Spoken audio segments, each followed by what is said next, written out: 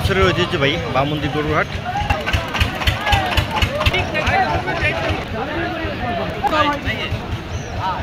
এই যে গরুগুলো দেখতেছেন, অনেকগুলো আসলে গরু লোড দেওয়া আছে, অনেকগুলো ট্রাক দেখতেছেন। এগুলো করে গরুগুলো হচ্ছে ঢাকা, চট্টগ্রাম এইগুলো আসলে যাবে। অনেক বড় একটি গরু ছাগলের হাট। দাদা, ওজন কতটুকু হবে এটার? বিক্রি হয়ে গেছে? কত দিয়ে বিক্রি হয়েছে এটা? সাড়ে কত ভাই? কয় কেজি মাংস হতে পারে এটার? এটা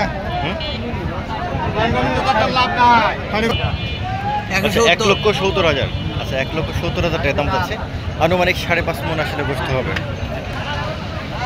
এটা দাম যাচ্ছে না কত এটার? 75। আচ্ছা, 1,75,000 টাকা হচ্ছে চাওয়া দাম। মোটামুটি একটু বড় সাইজের গরু আসলে দেখা যাচ্ছে। এটা মাংস কয় মণ হতে পারে? 6 মণ মতো হবে আনুমানিক। এটা 6 মণ। দাম যাচ্ছেন কত? 1,80,000।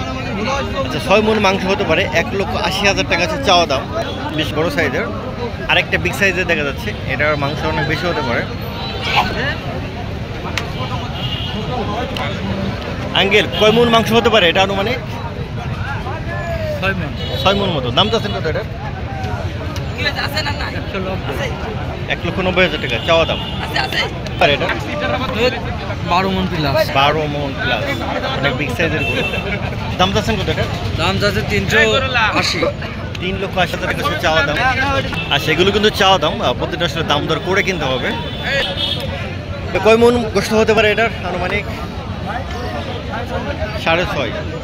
দাম যাচ্ছেন কত এটা? 2,15,000 টাকা চাওয়া দাম।